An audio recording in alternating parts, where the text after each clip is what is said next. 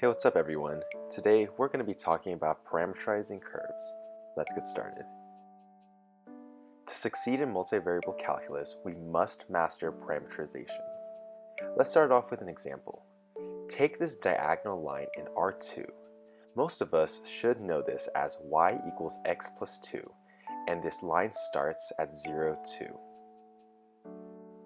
Now pretend that this line is a highway. We're driving on this highway with our starting point at 0, 2. You know where we're going since we know that the road is y equals x plus 2. However, your passenger asks you, where will we be in 10 minutes? All of a sudden, the y equals x plus 2 equation is not sufficient. To answer the passenger, we need to replace these variables, i.e. parameterize this equation, to make it dependent on time t.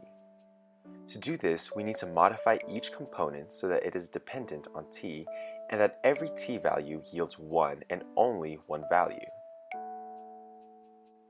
We construct a vector-valued function, r of t equals something, comma, something. Each component must be of t, and the t values will give us the points on the curve. Let's assign x equals t. Since we know that y equals x plus 2, we see that y equals t plus 2. So the equation of the curve can be rewritten as r of t equals t, comma, t plus 2. Now, what's the domain of t? Well, we know that the start point is 0, 2. And we know that this is true when t equals 0. If you plug in 0 for t, you get 0, 2. As we go along this line, t increases, so we can safely say that the bounds of t is 0 and infinity. We now have a curve, and every point on this curve is accounted for with all our t values. We can now answer the passenger's question. Plug in t equals 10, and we can confidently say that in 10 minutes we will be at 10:12. Let's do another example. Parameterize y equals x squared. We need to rewrite this equation as r of t equals something, comma, something, where each t value yields one and only one point. Let's start off with assigning t to either x or y. Our first case is where x equals t. If this is the case, then y equals t squared. And thus our vector-valued function is r of t equals t, comma, t squared. The domain of this is simple. It is negative infinity to infinity. And drawing this curve gives us the same as y equals x squared.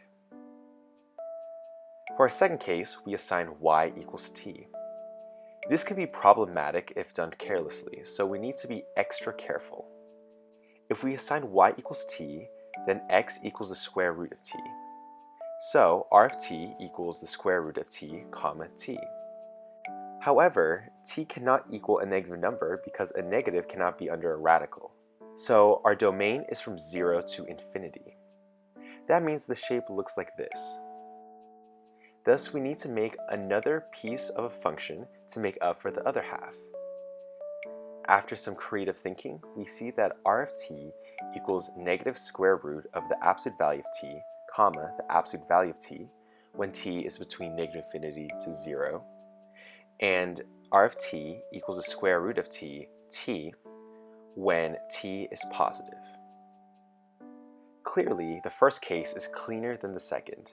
Though case 2 isn't technically incorrect, we should try to do the cleaner one to minimize chances of error. On a final note, remember that learning the parameterization tricks takes time and practice. Though it may be confusing now, with enough work you can easily parameterize these curves.